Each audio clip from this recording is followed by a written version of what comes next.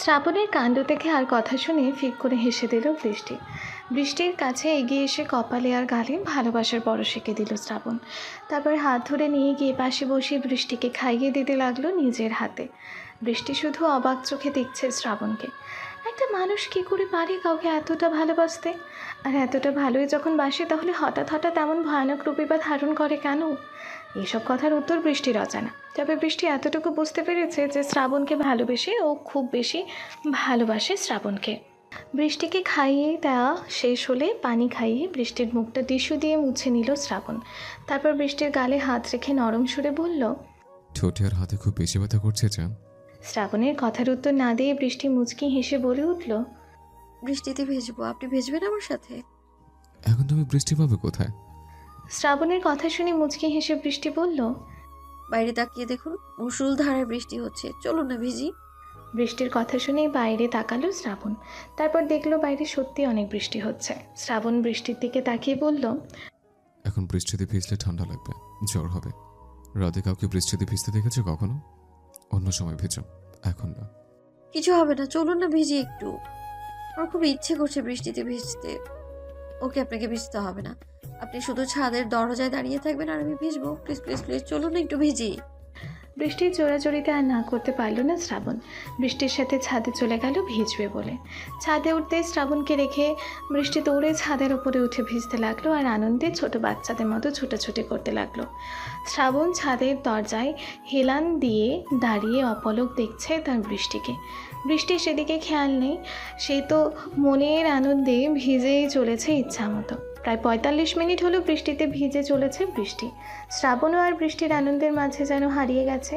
হঠাৎ জোরে জোরে হাঁচি দিতে থাকে বৃষ্টি। বৃষ্টিকে হাঁচি দিতে দেখে যেন হুঁশ ফেরে শ্রাবণের। শ্রাবণ নিজের ঘড়ির দিকে তাকিয়ে দেখে প্রায় ১ ঘন্টা হলো বৃষ্টি এভাবে বৃষ্টিতে ভিজে চলেছে। সাথে সাথে শ্রাবণ দৌড়ে বৃষ্টির কাছে চলে যায়। তারপর কিছু না বলে বৃষ্টিকে কোলে তুলে নিয়ে বলে, এই মেয়ে, কোনো হুঁশ আছে তোমার? পুরো ১ ঘন্টা হলো বৃষ্টিতে ভিজে চলেছো তুমি। এখন তাড়াতাড়ি নিচে চলো, জামা কাপড় চেঞ্জ করে নেবে, নইলে জ্বর এসে যাবে। শ্রাবণের কথা শুনে বৃষ্টি নিচের দিকে তাকিয়ে বলল, আমায় নামিয়ে দিন, আমি একাই যেতে পারবো। বৃষ্টির কথা শুনে কোনো উত্তর দিল না শ্রাবণ। শুধু একটা বাঁকা হাসি দিয়ে বৃষ্টিকে কোলে নিয়ে নিচে নেমে এলো। তারপর রুমে এসে ওয়াশরুমের সামনে নামিয়ে দিল বৃষ্টিকে। বৃষ্টি কিছু না বলে জামা কাপড় নিয়ে ওয়াশরুমে চলে গেল। একটু পর চেঞ্জ করে বেরিয়ে এলো, কিন্তু হাঁচি দিতে দিতে বৃষ্টির অবস্থা খারাপ হয়ে যাচ্ছে। বৃষ্টি বের হলে শ্রাবণ গেল ফ্রেশ হতে।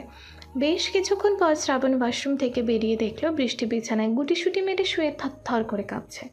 শ্রাবণ দ্রুত বৃষ্টির কাছে এগিয়ে গিয়ে কপালে হাত রেখে দেখল জ্বরে গা তার পুড়ে যাচ্ছে। শ্রাবণ তাড়াতাড়ি কম্বল দিয়ে জড়িয়ে দিল বৃষ্টিকে। তারপর কাকে যেন ফোন করে বলল এক্ষুনি গিয়ে ডাক্তারকে নিয়ে আসতে। ৩০ মিনিটের মধ্যেই ডাক্তার নিয়ে চলে এলো শ্রাবণের লোক। ডাক্তার প্রায় অনেকটা ভিজে গেছে বৃষ্টিতে আসার সময়, কিন্তু শ্রাবণ চৌধুরী ডেকেছে, না এসে তো আর উপায় নেই। প্রাণের ভয় কার না আছে। ডাক্তারকে দেখে ডাক্তারের কাছে এগিয়ে গেল শ্রাবণ। তারপর বলল, ডাক্তার, দেখুন তো আমার বৃষ্টির কি হয়েছে? এত গরম কেন শরীর? ও কথা কেন বলছে না? শ্রাবণের কথা শুনে কোনো উত্তর না দিয়ে বৃষ্টির কাছে চলে গেল ডাক্তার। তারপর কিছুক্ষণ চেক আপ করে বলল, মিস্টার শ্রাবণ, আপনার ওয়াইফ হাসপাতালে ভর্তি করতে হবে। ওনার অবস্থা খুব একটা ভালো না। ১ বছর আগে ওনার মাথার আঘাত পাওয়ার কারণে ওনার সামান্য জ্বর থেকে অনেক কিছু হয়ে যেতে পারে। তাই ওনাকে হাসপাতালে ভর্তি করেন যত দ্রুত তাড়াতাড়ি সম্ভব। ডাক্তারের কথা শুনে শ্রাবণ উত্তেজিত হয়ে বলল, আমি আমার বৃষ্টির কিচ্ছু হতে দেব না। আমি এখনই ওকে হাসপাতালে নিয়ে যাব। কথাগুলো বলে বৃষ্টিকে কোলে তুলে নিল শ্রাবণ। তারপর কয়েক পা এগিয়ে গিয়েই আবারও থেমে গেল। তারপর ডাক্তারের দিকে তাকিয়ে বলল, কিন্তু আপনি কি করে জানলেন যে বৃষ্টি ১ বছর আগে মাথা আঘাত পেয়েছিল? আমি সব জানি মিস্টার শ্রাবণ, কারণ আমি তখন আপনার ওয়াইফের চিকিৎসা করেছিলাম। তবে এখন এটা জানতাম না এই মেয়েটা আপনার ওয়াইফ। ডাক্তারের কথা শুনে আর কিছু বলল না শ্রাবণ। বৃষ্টিকে কোলে নিয়ে সোজা গিয়ে গাড়িতে বসলো। তারপর হাসপাতালের উদ্দেশ্যে রওনা হলো। হাসপাতালে পৌঁছে বৃষ্টিকে নিয়ে একটা কেবিনে শুইয়ে দিল। ডাক্তার এসে বৃষ্টিকে কানলা পরিয়ে স্যালাইন পুশ করে গেল, সাথে 2টা কিসের যেন ইঞ্জেকশন। শ্রাবণ বৃষ্টির হাত ধরে বসে রইল বেডের পাশে আর অসহায়ভাবে বৃষ্টির দিকে তাকিয়ে বলতে লাগলো, সব আমার দোষ। আমার উচিত হয়নি তোমায় এতক্ষণ এইভাবে বৃষ্টিতে ভিজতে দেওয়া। আমি যদি তোমায় বৃষ্টিতে ভিজতে না দিতাম, তাহলে এখন তুমি সুস্থ থাকতে। আমার জন্যই তোমার আজ এই অবস্থা। কথাগুলো বলার সময় যেন বুকটা ফেটে যাচ্ছে শ্রাবণের। শ্রাবণ যে তার ভালোবাসার মানুষটাকে এভাবে দেখতে পারছে না। সারা রাত কেটে গেল, এর মাঝে একবারের জন্য জ্ঞান ফেরেনি বৃষ্টির। শ্রাবণ সারা রাত বৃষ্টির হাত ধরে বসেছিল, একটুও ঘুমাতে পারেনি। সকালে শ্রাবণ কী মনে করে নীলের মায়ের কাছে ফোন করে বলল বৃষ্টির অসুস্থতার কথা। শ্রাবণের মুখে বৃষ্টির কথা শুনতেই নীলকে নিয়ে ছুটে চলে এলো নীলের মা। যতই হোক, এই একটি বছর বৃষ্টিকে নিজের মেয়ের মতো ভালোবেসেছে সে। নীলের মা আসলে তাকে বৃষ্টির পাশে বসিয়ে রেখে শ্রাবণ ওয়াশরুমে গেল একটু ফ্রেশ হতে। শ্রাবণ চলে গেলে নীল আর নীলের মা বৃষ্টির পাশে বসে রইল। নীল মুখে কিছু না বলে ওর মুখ দেখেই বোঝা যাচ্ছে ও নিজের নীলার জন্য কতটা কষ্ট পাচ্ছে। এদিকে নীলের মাও কান্না শুরু করে দিল বৃষ্টির এমন অবস্থা দেখে। হঠাৎ বৃষ্টি নড়ে চড়ে ওঠায় ধ্যান ভাঙল নীলের মায়ের। নীলের মা বৃষ্টির মাথায় হাত বুলিয়ে আস্তে আস্তে বলল, নীলা মামুনি, এখন কেমন লাগছে মা তোর? চোখ খোল, দেখ আমি তোর মামুনি এসেছি তোর কাছে। কি হয়েছিল মা তোর? এমন অসুস্থ হলে কি করে হঠাৎ? নীলের মায়ের কথা শুনে ধীরে ধীরে চোখ মেলে তাকালো বৃষ্টি। তারপর আশেপাশে একবার চোখ বুলিয়ে বোঝার চেষ্টা করলো ও ঠিক কোথায় আছে। তারপর এক ঝটকায় উঠে বসলো বৃষ্টি।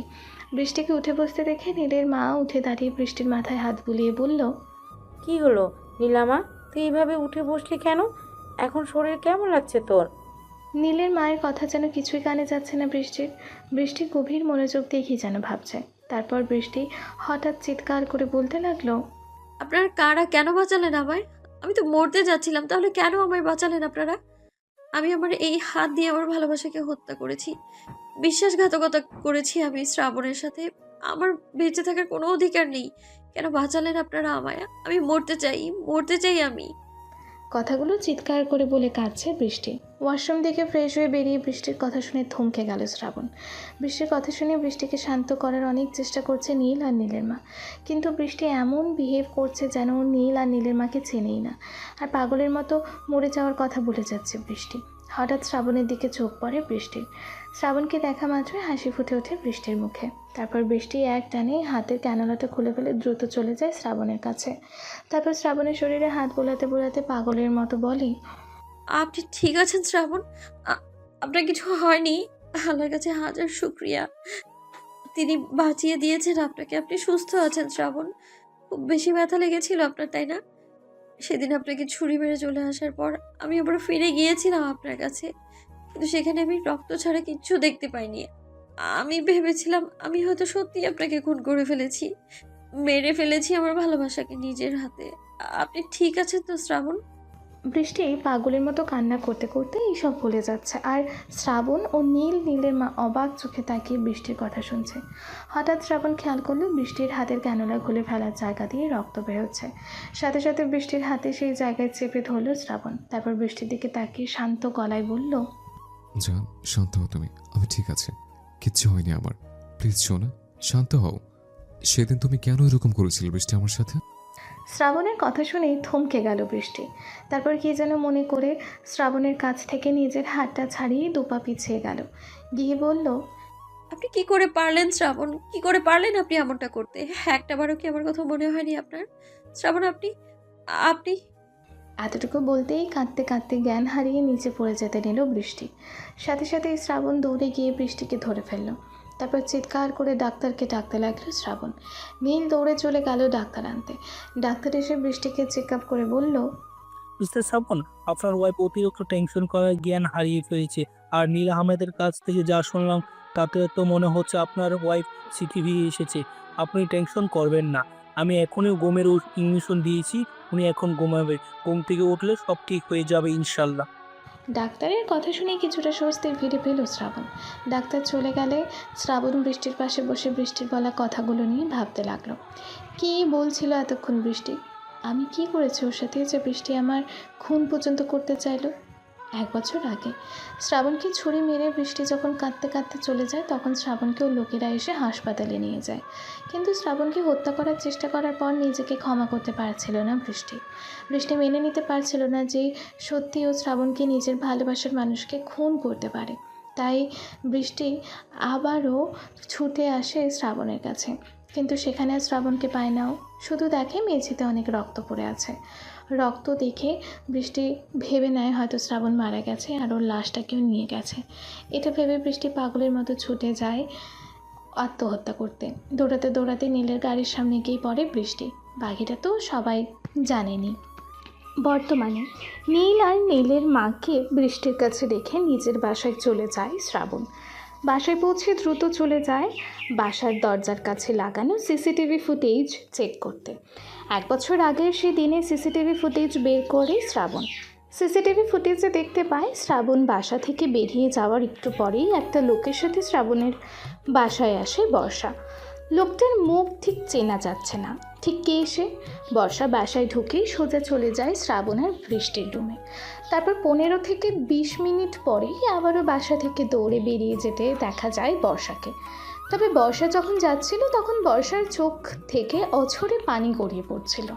শ্রাবণ অনেক ট্রাই করেও বর্ষার সাথে আসা সেই লোকটার মুখটা দেখতে পারে না।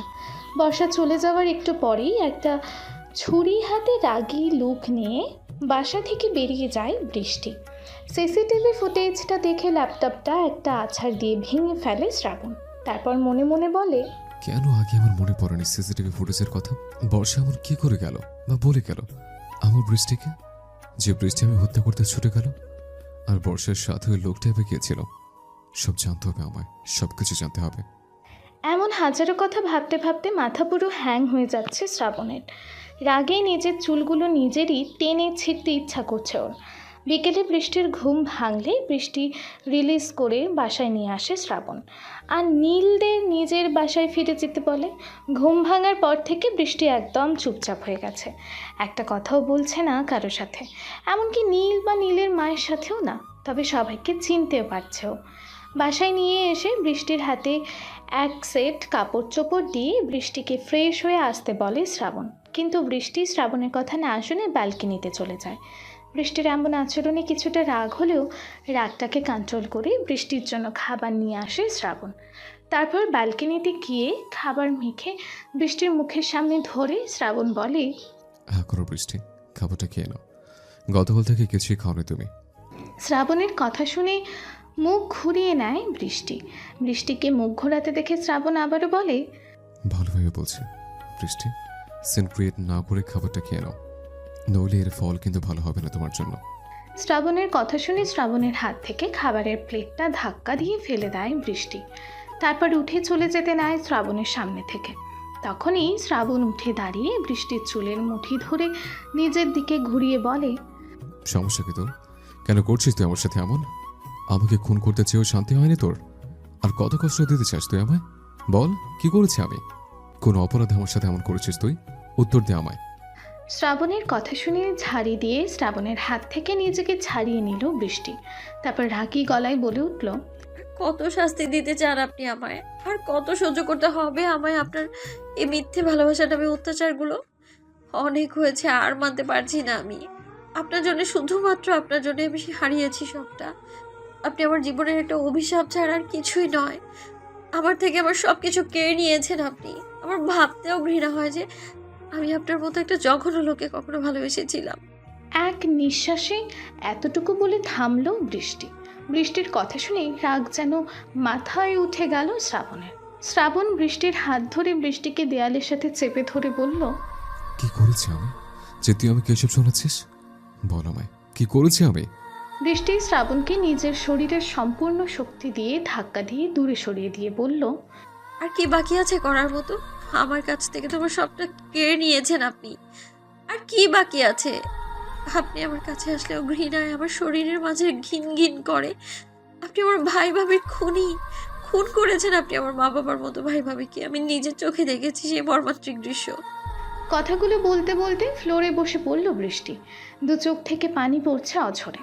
বৃষ্টির কথা শুনে দুপা পিছিয়ে গিয়ে কাঁপা কাঁপা গলায় শ্রাবণ বলল, তুমি এসব কি কি বলছো বৃষ্টি?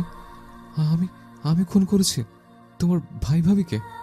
হ্যাঁ, আপনি খুন করেছেন আমার ভাই ভাবিকে। শুধু তাই নয়, নির্মমভাবে খুন করেছেন তাদের আপনি।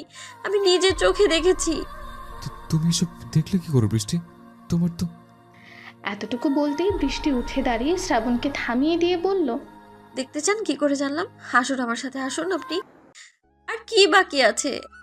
আপনি আমার কাছে আসলেও ঘৃণায় আমার শরীরের মাঝে ঘিন ঘিন করে। আপনি আমার ভাই ভাবির খুন করেছেন। আপনি আমার মা বাবার মতো ভাই ভাবিকে। আমি নিজের চোখে দেখেছি সেই মর্মান্তিক দৃশ্য। কথাগুলো বলতে বলতে ফ্লোরে বসে পড়ল বৃষ্টি। দু চোখ থেকে পানি পড়ছে অঝরে। বৃষ্টির কথা শুনে দুপা পিছিয়ে গিয়ে কাঁপা কাঁপা গলায় শ্রাবণ বলল, তুমি এসব কি কি বলছো বৃষ্টি? আমি আমি খুন করেছি তোমার ভাই ভাবিকে? হ্যাঁ, আপনি খুন করেছেন আমার ভাই ভাবিকে। শুধু তাই নয়, নির্মমভাবে খুন করেছেন তাদের আপনি। আমি নিজের চোখে দেখেছি। তুমি এসব দেখলে কি করে বৃষ্টি? তোমার তো এতটুকু বলতেই বৃষ্টি উঠে দাঁড়িয়ে শ্রাবণকে থামিয়ে দিয়ে বলল, দেখতে চান কি করে জানলাম? হাসুন আমার সাথে, হাসুন আপনি। কথাটা বলেই শ্রাবণের হাত ধরে টেনে নিয়ে রুমে এলো বৃষ্টি। তারপর আলমারির ওপর থেকে একটা ধুলো মাখা প্যাকেট বের করে শ্রাবণের হাতে দিল বৃষ্টি। তারপর বলল, এগুলো দেখার পরেও কি আপনি অস্বীকার করবেন যে আপনি আমার ভাই ভাবিকে খুন করেননি? বৃষ্টির দিক থেকে চোখ সরিয়ে প্যাকেটের দিকে তাকালো শ্রাবণ। তারপর প্যাকেটের ভেতর থেকে অনেকগুলো ছবি বের করলো, যে ছবিগুলোতে স্পষ্ট দেখা যাচ্ছে যে শ্রাবণ একটা ছুরি হাতে বৃষ্টির ভাই রাসেলের হাতে রগ আর গলা কাটছে। আর কিছু ছবিতে দেওয়া আছে শ্রাবণ বৃষ্টির ভাবি স্নেহাকে ছুরি দিয়ে হাতের রগ কেটে তারপর বড় একটা পাথর দিয়ে স্নেহার মুখে আঘাত করছে, যার ফলে স্নেহার মুখটা থেতলে গেছে। কি বিভৎস এক দৃশ্য, যে কেউ দেখলে ভয়ে কুঁকিয়ে উঠবে। ছবিগুলো দেখে বৃষ্টির দিকে অগ্নিদৃষ্টিতে তাকালো শ্রাবণ। তারপর দাঁতে দাঁত চেপে বলল, এই ছবিগুলো তুই কোথায় পেলে বৃষ্টি? কে দিয়েছে তোকে ছবিগুলো? বর্ষা দিয়েছে আমায়, আপনার বোন বর্ষা। আপনি হয়তো এতদিনে বর্ষাকেও খুন করেছেন, তাই না? আপনি জানেন শ্রাবণ, আপনাকে আমি কতটা বিশ্বাস করতাম, এতটাই ভালোবাসতাম আর বিশ্বাস করতাম যে বর্ষা যখন আপনার সম্পর্কে আমায় এগুলো বলেছিল, আমি না বিশ্বাস করিনি। আমি বর্ষাকে থাপ্পড় পর্যন্ত মেরেছিলাম সেই দিন। কিন্তু এই দৃশ্যগুলো নিজের চোখে দেখার পর নিজেকে আর কন্ট্রোল করতে পারিনি। আমি ছুটে গিয়েছিলাম আপনাকে খুন করতে, নিজের ভাই ভাবের মৃত্যুর প্রতিশোধ নিতে, কিন্তু আমি পারিনি। আপনি সেই আমার সামনে এখনো সশরীরে দাঁড়িয়ে আছেন। আমি পারিনি আমার বাবা মা তুল্য সমতুল্য ভাই ভাবের মৃত্যুর প্রতিশোধ নিতে পারিনি আমি। বৃষ্টির কথা শুনেই দেয়ালের খুব জোরে একটা ঘুষি মারল শ্রাবণ। তারপর দাঁতে দাঁত চেপে বলল, কার এত বড় সাহস? কে তুললো এই ছবিগুলো? কার বুকের পাটা এত বড় যে শ্রাবণ চৌধুরীর বিরুদ্ধে চাইছে? আমি তাকে খুন করে ফেলবো। আই জাস্ট কিল হিম। শ্রাবণের কথা শুনে হাতে তুড়ি দিতে দিতে বৃষ্টি বলল, আপনি তো শুধু এটা পারেন মিস্টার শ্রাবণ চৌধুরী। আপনার জীবনে এসব খুন খারাপি ছাড়া আর কিচ্ছু নেই। আল্লাহ কেন বাঁচিয়ে দিল আপনাকে? সেদিন মরে গেলেন না কেন আপনি? আপনার মুখ দেখতে ঘৃণা হচ্ছে আমার। বৃষ্টির কথা শুনে রাগে কটমট করতে করতে বৃষ্টির কাছে এগিয়ে এলো শ্রাবণ। তারপর বৃষ্টির চুলের মুঠি ধরে বলল, আমাকে খুন করার খুব শখ না তোর? এই শ্রাবণ চৌধুরীকে খুন করার সাহস দেখেছিস তুই? বেশি বুঝলে তোকে খুন করে ফেলবো আমি। তো খুন করে ফেলুন না, কেন বাঁচিয়ে রেখেছেন আমায়? আমার ভাই ভাবের মতো আমাকেও খুন করে নিজের রক্তের তৃষ্ণা মেটান আপনি। আমি আপনাকে খুন করতে পারিনি তো কি হয়েছে? আপনাকে পুলিশে দেবো আমি, ফাঁসিতে ঝোলাবো আমি আপনার মতো একজন মানুষরূপী রাক্ষসকে। কথাগুলো বলে ওই ছবিগুলোর দিকে হাত বাড়ালো বৃষ্টি। সাথে সাথে বৃষ্টির হাত থেকে ছবিগুলো নিয়ে বৃষ্টির চুল ধরে টানতে টানতে বৃষ্টিকে বাসার বাইরে নিয়ে ধাক্কা দিয়ে ফেলে দিল শ্রাবণ। তারপর হা হা করে রাগি হাসি দিয়ে বলল, যা, পারলে পুলিশে ধরিয়ে দে আমায়। দেখি কি প্রমাণ করতে পারিস তুই আমার বিরুদ্ধে। এরপর আমার বাসার আশেপাশে তোকে দেখলে খুন করে ফেলবো। কথাগুলো বলেই বাসার ভেতরে গিয়ে গেট লাগিয়ে দিল শ্রাবণ। বৃষ্টির রাস্তার ওপর পড়ে থেকে অঝরে চোখের জল ফেলতে লাগলো। অনেকক্ষণ এভাবে কান্না করার পর কি যেন ভেবে চোখ মুছে উঠে দাঁড়ালো বৃষ্টি। তারপর নিজে নিজেই বলল, আমিও আপনাকে ছাড়বো না শ্রাবণ চৌধুরী। আপনাকে আমি জেলের ভাত খাইয়েই ছাড়বো। আমার ভাই ভাবিকে হত্যা করার প্রতিশোধ আমি নেবই আপনার কাছ থেকে, আর এটা আমার প্রমিস আপনার কাছে। কথাগুলো বলেই রাস্তা ধরে হাঁটতে লাগলো বৃষ্টি। রাস্তা ধরে আনমনে হেঁটে যাচ্ছে বৃষ্টি। বৃষ্টির চোখের পানি যেন আর থামার নামই করছে না। সাথে রাগে কটমট করছে বৃষ্টি। বেশ অনেকটা পথ হেঁটে যাওয়ার পর একটা বাইক এসে থামলো বৃষ্টির সামনে। ঘটনার আকস্মিকতায় চমকে উঠল বৃষ্টি। তারপর সামনে তাকিয়ে দেখলো বাইকে অন্য কেউ নয়, নীল এসে দাঁড়িয়েছে বৃষ্টির সামনে। বৃষ্টির সামনে বাইকটা থামিয়ে বাইক থেকে নেমে এলো নীল। তারপর বৃষ্টির সামনে গিয়ে ভ্রুকুচকে বলল, নীলা, এই এত রাতে একা একা নির্জন রাস্তা ধরে কোথায় যাচ্ছ তুমি? আর তোমায় এমন দেখাচ্ছে কেন? কি হয়েছে তোমার? মিস্টার শ্রাবণী বা কোথায়? নীলের কথা শুনে নীলের দিকে অসহায় চোখে তাকিয়ে বৃষ্টি বলল, নীল ভাইয়া, আমায় একটু থাকার মতো জায়গা দেবেন আপনাদের বাসায়? আমার যে যাওয়ার মতো কোনো জায়গা নেই নীল ভাইয়া। কথাগুলো বলার সময় বৃষ্টির চোখ থেকে দুফোঁটা জল গড়িয়ে পড়ল। বৃষ্টির কথা শুনে নীল কিছু জিজ্ঞেস করতে গিয়েও কিছু বলল না। বৃষ্টিকে বাইকে উঠিয়ে নিয়ে বাসায় নিয়ে গেল নীল। বাসায় পৌঁছালে বৃষ্টিকে দেখে খুশি হয়ে এগিয়ে এলেন নীলের মা। তারপর বললেন, নীলামা, তুই এসেছিস? আমি তো ভাবতেও পারিনি তোকে এত তাড়াতাড়ি এই বাসায় আসতে দিবে শ্রাবণ। তা শ্রাবণ কোথায় নীলা? ওকে দেখছি না যে। নীলের মায়ের কোনো কথার উত্তর না দিয়ে নীলের মাকে জড়িয়ে ধরল বৃষ্টি। তারপর হু হু করে কাঁদতে লাগলো নীলের মাকে জড়িয়ে। বৃষ্টির এমন আচরণে অবাক হলেন নীলের মা। সে বৃষ্টির মাথায় হাত বুলিয়ে বৃষ্টিকে সোফায় নিয়ে বসিয়ে বলল, কি হয়েছে নীলা? তুই এইভাবে কাঁদছিস কেন মা? বল আমায়, কি হয়েছে তোর? আর তোকে এমন দেখাচ্ছে কেন? শ্রাবণী বা কোথায়? নীলের মায়ের কথা শুনে চোখ মুছে নীল আর নীলের মাকে একে একে সব কথা খুলে বলল বৃষ্টি। বৃষ্টির মুখে সব শুনে রীতিমতো বড় একটা শক খেল নীলের মা। সব শুনে নীল বৃষ্টির দিকে তাকিয়ে বলল, তো তুমি এখন কি করতে চাচ্ছ নীলা? ওই শ্রাবণ চৌধুরীকে নিয়ে এমনি এমনি ছেড়ে দিবে তুমি? নীলের কথা শুনে উঠে দাঁড়ালো বৃষ্টি। তারপর দাঁতে দাঁত চেপে রাগী গলায় বলল, কখনোই না, আমি ওই শ্রাবণ চৌধুরীকে কখনো ছাড়বো না। আমার মা বাবার সমতুল্য ভাই ভাবিকে খুন করার প্রতিশোধ আমি নেব তার থেকে। তাকে আমি জেলের ভাত খাইয়ে ছাড়বো, খুনের অপরাধে ফাঁসিতে ঝোলাবো আমি তাকে। বৃষ্টির কথা শুনে নীল বা নীলের মা কিছু বলার আগেই পেছন থেকে কেউ একজন বলে উঠল, তুমি ওই শ্রাবণ চৌধুরীকে জেলে নিতে পারবে? শ্রাবণ চৌধুরীকে জেলে নেওয়ার আগে ক্ষমতা বাংলাদেশে কোনো পুলিশের নেই। শুধু শুধু তুমি নিজের বিপদ সহ আমাদেরকে বিপদে ফেলবে নীল। কথাগুলো শুনে পেছন দিকে ঘুরে তাকালো নীল আর বৃষ্টি। তারপর দেখলো নীলের বাবা পেছনে দাঁড়িয়ে থেকে এই কথাগুলো বলছে। নীলের বাবার কথা শুনে বৃষ্টি বলল, কিন্তু আঙ্কেল, আমি যদি শ্রাবণ চৌধুরীর বিরুদ্ধে সব প্রমাণ জোগাড় করতে পারি তাহলে তো আর ওনাকে পুলিশে ধরতে কোনো অসুবিধা হবে না। বৃষ্টির কথা শুনে নীলের বাবা গম্ভীর গলায় বলল, যা খুশি তাই করো তোমরা, আমার কথার কোনো দামই নেই। এই বাড়িতে শ্রাবণ চৌধুরী কোনো যেমন তেমন লোক নয়। তাকে জেলে নেওয়ার আর ক্ষুধার্ত বাঘের সাথে যুদ্ধ নামা এক কথা, আর তার বিরুদ্ধে প্রমাণ জোগাড় করা অসম্ভব ছাড়া আর কিছু নয়। কথাগুলো বলেই রাগ দেখিয়ে চলে গেল নীলের বাবা। নীলের বাবার কথা শুনে বৃষ্টি হতাশ হয়ে একটা দীর্ঘশ্বাস ফেলে মন খারাপ করে সোফায় বসে পড়ল।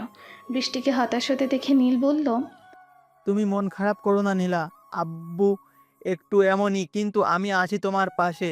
তোমার বন্ধু হয়ে শ্রাবণ চৌধুরীর বিরুদ্ধে যা প্রমাণ জোগাড় করার দরকার আমি তোমায় সহযোগিতা করে সব প্রমাণ জোগাড় করব আমরা। নীলের কথা শেষ হলে নীলের মা বলল, হ্যাঁ রে নীলামা, আমিও আছি তোর পাশে। তুই চিন্তা করিস না, যত রকম সহযোগিতা দরকার নীল আর আমি করব তোকে। নীল আর নীলের মায়ের কথা শুনে কিছুটা ভরসা পেল বৃষ্টি। মুখে মলিন হাসির রেখা টেনে বৃষ্টি বলল, ধন্যবাদ মামুনি, ধন্যবাদ নীল ভাইয়া। তোমরা না থাকলে যে আমার সুইসাইড করা ছাড়ার কোনো উপায় থাকতো না। আমার যে যাওয়ার মতো কোনো জায়গা নেই, নেই কোনো আত্মীয় স্বজন, কেউ নেই আমার। কে বলেছে তোর কেউ নেই নীলা? তুই কি এখনো আমায় নিজের মা ভাবতে পারিসনি? শুধু পেটে ধারণ করলেই কি মা হয়? তাছাড়া ভালোবাসার কি কোনো মূল্য নেই? নীলের মায়ের কথা শুনে নীলের মাকে শক্ত করে জড়িয়ে ধরল বৃষ্টি। তারপর কিছুক্ষণ চোখের জল ফেলল। নীলের মা বৃষ্টিকে সাথে নিয়ে গিয়ে নিজের হাতে খাইয়ে দিল। তারপর বৃষ্টি নিজের রুমে গিয়ে ভাবতে লাগলো কী করে শ্রাবণের বিরুদ্ধে প্রমাণ জোগাড় করা যায়। এদিকে বৃষ্টিকে বাইরে বের করে দিয়ে গেট লাগিয়ে নিজের রুমে চলে যায় শ্রাবণ। তারপর কাকে যেন ফোন করে কিছুক্ষণ কথা বলে। তারপর রাগের বশে ঘরের সব কিছু ভাঙতে লাগে শ্রাবণ। রাগে যেন ওর শরীরে আগুন ধরে গেছে। সব ভাঙচুর করার সময় শ্রাবণের হাতও কেটে যায় কিছুটা কাচের সাথে। রুমের সব ভাঙচুর করে বিছানায় ধপ করে বসে পড়ে শ্রাবণ। তারপর দাঁতে দাঁত চেপে বলে, কে সে যে আমার বিরুদ্ধে যাওয়ার সাহস দেখায়? আমার ছবি তুলে আমার আড়াল থেকে, আর আমি সেটা বুঝতেও পারি না। তাকে যদি একবার সামনে পাই আমি, তাহলে আমি তাকে খুন করে ফেলব। আমার সাথে শত্রুতা করার ফল হারে হারে টের পাবে সে। আর বৃষ্টি, তোর খুব সাহস বেড়েছে তাই না? আমার একটু ভালো ব্যাপার পেয়েছিস বলে ডানা গজিয়েছে তোর। তোর ডানা আমি কেটে রেখে দেব। তুই জানিস না আমি ডেঞ্জারাস হলে কতটা ডেঞ্জারাস হতে পারি? এই শ্রাবণ চৌধুরীকে খুন করার চেষ্টা করার জন্য খুব বেশি ভুগতে হবে তোকে। তুই কল্পনা করতে পারবি না আমি তোর সাথে ঠিক কি কি করব। কথাগুলো বলছে আর হাতের মুঠো শক্ত করছে শ্রাবণ। শ্রাবণের চোখ থেকে যেন আগুন বের হচ্ছে, রাগ যেন মাথায় উঠে গেছে শ্রাবণের। শ্রাবণ নিজের ফোনটা হাতে নিয়ে একটা নাম্বার বের করে কাকে যেন ফোন করলো। হ্যালো, কে বলছেন? হ্যালো তিথি, আমি শ্রাবণ চৌধুরী বলছি। ও বেবি, তুমি আমায় ফোন করেছো? What surprise! Just shut up, আমি তোমার সাথে দেখা করতে চাই। ওহ শ্রাবণ বেবি, তুমি তিথিকে ডাকছো আর তিথি আসবে না, তা কি করে হয় বলো? তুমি তোমার বাসার ঠিকানাটা দাও, আমি এক্ষুনি আসছি। কলেজের পর তো আর খুঁজে পেলাম না তোমায়, তবে তোমায় ঢাকার কে না চেনে? তুমি তো এখন ঢাকার কিং। বেশি কথা আমি একদম পছন্দ করি না, এটা তুমি খুব ভালো করেই জানো। তাই ফালতু বকবক না করে কাছের কথা শোনো। এখন তুমি আসতে হবে না, আমাদের কালকে দেখা হবে। এই কথাগুলো বলে তিথি নামের মেয়েটির সাথে আরও কিছুক্ষণ কোনো এক বিষয়ে কথা বলল শ্রাবণ। তারপর ফোন রেখে বাঁকা হেসে বলল, তুই যেই হয়ে থাকিস না কেন, শ্রাবণ চৌধুরীর হাত থেকে তোর কিছুতেই রক্ষা নেই। Just wait and see. Tithi মেয়েটি হলো শ্রাবণের কলেজ লাইফের ফ্রেন্ড। কলেজে তিথি ছাড়া আর কোনো মেয়ের সাথে বন্ধুত্ব করেনি শ্রাবণ। কলেজের সব মেয়েরা শ্রাবণের জন্য পাগল থাকলেও শ্রাবণের মেয়েদের প্রতি কোনো ইন্টারেস্ট ছিল না। শুধু তিথিই ছিল শ্রাবণের একমাত্র মেয়ে বন্ধু। তিথি মেয়েটি বেশ স্মার্ট আর সুন্দরীও বটে। তিথি কলেজ জীবনে শ্রাবণকে অনেক লাভ করতো, কিন্তু শ্রাবণ তিথিকে জাস্ট ফ্রেন্ড ছাড়া কিছুই ভাবতো না। কলেজ জীবন শেষ হলে যে যার মতো আলাদা হয়ে যায়। তিথি অনেক চেষ্টা করে শ্রাবণের সাথে যোগাযোগ রাখতে, কিন্তু শ্রাবণ সব সময় তিথিকে অ্যাভয়েড করে চলতো। আর শেষ পর্যন্ত তিথির সাথে সব রকম যোগাযোগ করা বন্ধ করে দেয় শ্রাবণ। পরের দিন সকালে খুব ভোরে ঘুম থেকে উঠে বৃষ্টি ফ্রেশ হয়ে নীলের মায়ের কাছে চলে এলো কাজে হেল্প করবে বলে। যতই বৃষ্টিকে মেয়ের মতো ভালোবাসুক না কেন, আসলে তো বৃষ্টির সাথে এদের রক্তের কোনো সম্পর্ক নেই। তাই নিজের বাড়ির মতো বসে বসে খাওয়াটা খুব একটা ভালো লাগবে না বৃষ্টির নিজের কাছে। নীলের মা রান্নাঘরে সকালের নাস্তা হিসাবে পরোটা বানাচ্ছিল। বাসায় কাজের লোক থাকলেও রান্নাটা নীলের মা নিজেই করেন। আসলে বাসার কেউ নীলের মায়ের হাতের রান্না ছাড়া অন্যের রান্না খায় না, তাই রান্নাটা নীলের মাকেই করতে হয়। বৃষ্টি কিচেনের দরজার সামনে গিয়ে নীলের মাকে বলল, মামুনি, কি রান্না করছো? আরে নীল আছে, এত সকাল সকাল ঘুম থেকে উঠে পড়েছিস আজ? রাতে ঘুম হয়নি নাকি রে মা? না মামুনি, রাতে খুব ভালো ঘুম হয়েছে, তাই তো এত তাড়াতাড়ি ঘুম থেকে উঠতে পেরেছি। বলো না কি রান্না করছো? এই তো পরোটা, সবজি আর সুজির হালুয়া করব। তুই রুমে গিয়ে আর একটু ঘুমিয়ে নে, আমি টেবিলে নাস্তা রেডি করে তোকে ডাকবো। না মামুনি, আমি তোমায় হেল্প করতে চাই, তোমার সাথে আমিও রান্না করব। প্লিজ মামুনি, না করো না। ও বাবা, আমার মেয়েটা দেখি আজ রান্না করতে আসছে এখানে। তা বলছি যে তুই রান্না করতে পারিস তো নীলা? কি কি রান্না করতে পারিস শুনি? নীলের মায়ের কথা শুনে বৃষ্টি মাথা চুলকাতে চুলকাতে অসহায়ভাবে বলল, ইয়ে, মানে আসলে মামুনি, আমি তো নুডলস আর কফি ছাড়া কিছুই বানাতে পারি না। আসলে কখনো রান্না শেখা হয়নি কারো কাছ থেকে। আচ্ছা বাবা, তোকে আর মাথা চুলকাতে হবে না, তুই বরং নুডলসই রান্না কর। নীল নুডলস খেতে খুব ভালোবাসে। কালকে আমায় বলেছিল নুডলস রান্না করতে, কিন্তু সময় পাইনি তাই করিনি। তুই তাহলে নীলের জন্য নুডলস কর। নীলের মায়ের কথা শুনে আনন্দে লাফিয়ে উঠল বৃষ্টি। তারপর কোমরে ওড়না পেঁচিয়ে নুডলস রান্না করতে লেগে গেল। বৃষ্টিকে এখন কেউ দেখলে মনে করবে যেন কোনো বিয়ের অনুষ্ঠানের রান্না ওকে একা করতে দেওয়া হয়েছে। বৃষ্টির এভাবে রান্না করা দেখছে আর নীলের মা মনে মনে বলছে, এমন একটা মেয়েকে কি করে এত কষ্ট দিতে পারলো ওই শ্রাবণ নামের ছেলেটা? নীলামাকে দেখে মনে হচ্ছে ও এখনো একটা বাচ্চাই রয়ে গেছে, শুধু হাতে পায়ে বড় হয়েছে। যা কি মিষ্টি একটা মেয়েও, ওর উপর এমন অত্যাচার কি করে করলো ওই শ্রাবণ চৌধুরী? এইসব ভাবছে আর বৃষ্টির রান্না করা দেখছে নীলের মা। রান্নাবান্না শেষ হলে টেবিলে সব খাবার রেডি করে সবাইকে খেতে ডাকলেন নীলের মা। বৃষ্টিও নীলের মায়ের সাথে টেবিলের পাশে দাঁড়িয়ে রইল। একটু পর নীল আর নীলের বাবা এসে খেতে বসলো। খেতে বসে নীল বলল, আম্মু, আমার জন্য কি নুডলস রান্না করছো, নাকি আজকেও বলবে সময় হয়নি তোমার? রে নীল, সত্যি আজকেও আমার সময় হয়নি তোর নুডলস রান্না করার মতো। তবে তোর নুডলস তো রান্না হয়েছে। এই বলছো আমায় পাইনি, আবার বলছো রান্না হয়েছে। বলে নুডলস কি একা একাই হেঁটে রান্না হয়ে গেল নাকি আম্মু? আরে বোকা ছেলে, নুডলসের কি হাত পা আছে যে একা একাই রান্না হবে? আসলে তো নুডলসটা আজকে আমি রান্না করিনি, অন্য কেউ করেছে। কি বলছো আম্মু? তুমি ভালো করেই জানো আমি তোমার হাতের রান্না ছাড়া কারো হাতে রান্না খাই না। তবুও তুমি কাজের লোকদের দিয়ে আমার নুডলস রান্না করালে। তোকে কে বললো নীল যে কাজের লোক তোর নুডলস রেঁধেছে? তোর জন্য আজকে নীলা মামুনি নুডলস রান্না করেছে নিজের হাতে। মায়ের কথা শুনে যেন হৃদস্পন্দন বন্ধ হয়ে গেল নীলের। নীল বিস্ফোরিত চোখে বৃষ্টির দিকে তাকিয়ে বলল, নীলা আমার জন্য নুডলস রান্না করেছে, তাও আবার নিজের হাতে। হুম, নীলাই রেঁধেছে। এবার খেয়ে দেখ কেমন হয়েছে নুডলসটা। নীলের মায়ের বলতে দেরি, নীল নুডলসের বাটিটা নিয়ে খেতে দেরি হলো না। নীল 2 চামচ নুডলস খেয়ে বলল, ওয়াও, অসাধারণ রেঁধেছো নীলা। নুডলসটা জাস্ট ফাটাফাটি স্বাদ হয়েছে। এখন থেকে আমার জন্য তুমি নুডলস রান্না করবে কেমন? নীলের কথা শুনে বৃষ্টি মুচকি হেসে আনন্দিত কণ্ঠে বলল, সত্যি আপনার নুডলসটা ভালো লেগেছে নীল ভাইয়া, নাকি আমার সান্ত্বনা দিচ্ছেন? সান্ত্বনা কেন দিব নীলা, সত্যি তোমার নুডলস রান্নাটা অসাধারণ মজা হয়েছে।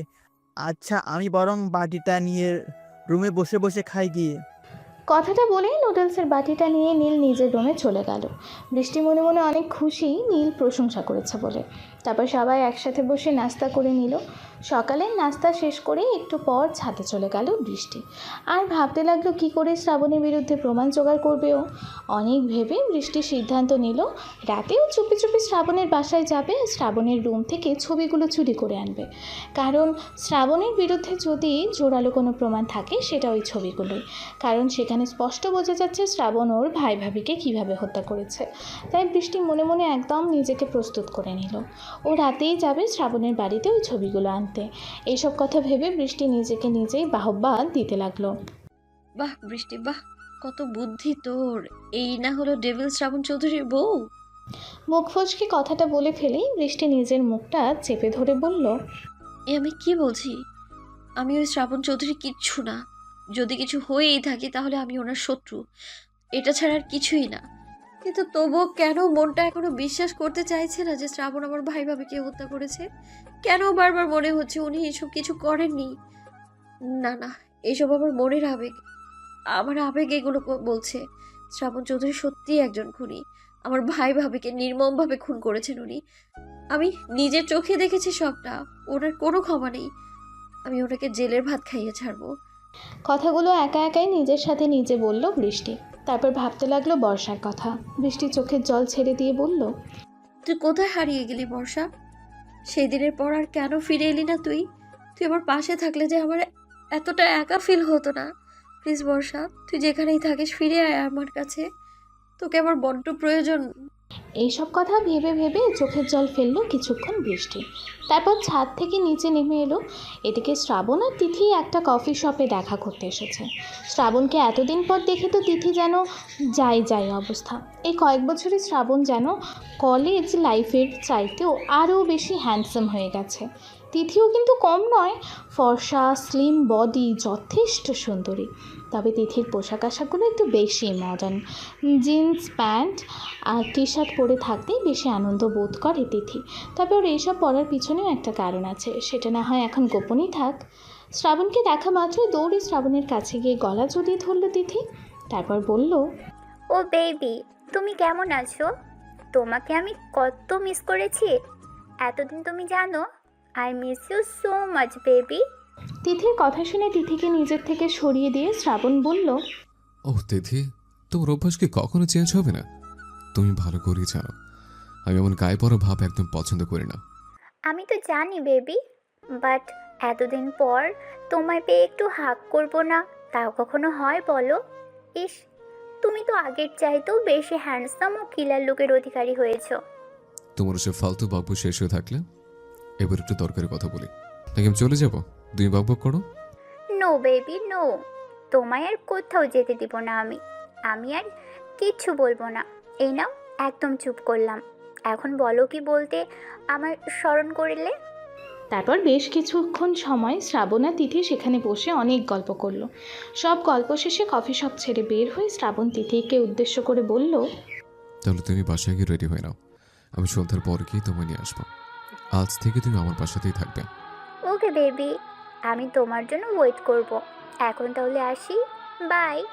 কথাগুলো বলে বিদায় নিয়ে চলে গেল তিথি। শ্রাবণও ফিরে গেল নিজের বাসায়। রাত 9টা। চুপি চুপি বাসা থেকে বেরিয়ে গেল বৃষ্টি। বৃষ্টি চায় না ওর জন্য নীলদের বাসার কেউ বিপদে পড়ুক, কারণ ওরা বৃষ্টির জন্য অনেক করেছে যা আপন কেউ করবে না। তাই একা একাই শ্রাবণের বিরুদ্ধে প্রমাণ জোগাড় করতে হবে ওকে। বৃষ্টি ধীরে ধীরে পা টিপে টিপে বাসা থেকে বেরিয়ে গেল। যাওয়ার আগে নিজের রুমের বিছানার কাপড় চোপড় দিয়ে এমন করে সাজিয়ে রেখে গেল যে দেখে মনে হবে বৃষ্টি সেখানে ঘুমিয়ে আছে। তারপর দরজাটাকে চাপিয়ে বেরিয়ে গেল। রাস্তায় কোনো গাড়ি না পেয়ে হেঁটেই রওনা হলো বৃষ্টি। যেভাবেই হোক ওকে প্রমাণ জোগাড় করতেই হবে। প্রায় 20 মিনিট হলো হেঁটে চলেছে বৃষ্টি, কিন্তু এখনও অবধি অর্ধেক পথই শেষ হয়নি ওর। এদিকে রাত 9টা 30 বেজে গেছে। বৃষ্টির বেশ ভয় ভয়ও লাগছে, তবু বৃষ্টি না থেমে মনে সাহস নিয়ে এগিয়ে চলেছে আর রিক্সাও খুঁজে চলেছে। কিন্তু আজ যেন রিক্সাওয়ালারাও বৃষ্টির সাথে শত্রুতা শুরু করে দিয়েছে। অনেকটা পথ হাঁটার পর একটা জায়গায় এসে থমকে গেল বৃষ্টি। বেশ কয়েকজন লোক গোল হয়ে বসে জুয়া খেলছে আর নেশাও করছে মনে হচ্ছে। বৃষ্টিকে দেখে বৃষ্টির দিকে এগিয়ে আসছে তারা। বৃষ্টির পা যেন জমে গেছে সেখানে। ভয়ে আর সামনে বা পেছনে যাওয়ার শক্তি পাচ্ছে না বৃষ্টি। বৃষ্টি এবার বুঝতে পারছে ও কত বড় ভুল করেছে বাসা থেকে কাউকে কিছু না বলে একা বেরিয়ে এসে। লোকগুলো বৃষ্টির একদম কাছে চলে এসেছে প্রায়। লোকগুলোকে দেখে বৃষ্টি কাঁপা কাঁপা গলায় বলল, প্লিজ আপনারা এইদিকে আসবেন না, দূরে যান আপনারা, আমি কিন্তু চিৎকার করব। বৃষ্টির কথা শুনে লোকগুলো একে অপরের দিকে তাকিয়ে পৈশাচিক হাসি দিয়ে বলল, চিৎকার তো করবেই, চিৎকার করতে করতেই তো গলা শুকিয়ে যাবে তোমার জানো। এই রাতের বেলায় তোমার মতন পরীকে একা এভাবে পাবো ভাবিনি। আজ যে আমাদের রাতটা রঙিন হবে, তাই তোমার কাছে তো আমাদের আসতেই হবে জানেমান। বৃষ্টির এবার ভয়ে কাঁপাকাঁপি শুরু হয়ে গেল। বৃষ্টির চোখের জল ছেড়ে দিয়ে ধীরে ধীরে পেছাতে লাগলো। আর তখনই বৃষ্টির সামনে এসে থামলো একটা বড় কালো রঙের প্রাইভেট গাড়ি। আর সেই গাড়ির জানালার কাঁচ নামিয়ে বাইরের দিকে তাকালো শ্রাবণ। শ্রাবণকে দেখতে পেয়ে মুখে হাসি ফুটে উঠল বৃষ্টির। বৃষ্টি মনে মনে ভাবলো শ্রাবণ ওকে বাঁচাতে এসেছে। কিন্তু বৃষ্টির সব চিন্তায় পানি ঢেলে দিয়ে শ্রাবণ ওই লোকগুলোকে বলল, এই যে আপনাদের বলছি, রাস্তাঘাটে এসব না করে হোটেলে নিয়ে যান বা কোনো জঙ্গলে। এসব মেয়েরা তো আপনাদের জন্য রাস্তায় বের হয় একা একা, আপনাদের আনন্দ দিবে বলে। তাই রাস্তায় এমন না করে হোটেলে বা জঙ্গলে যান। শ্রাবণের কথা শুনে যেন মাথায় আকাশ ভেঙে পড়ল বৃষ্টির।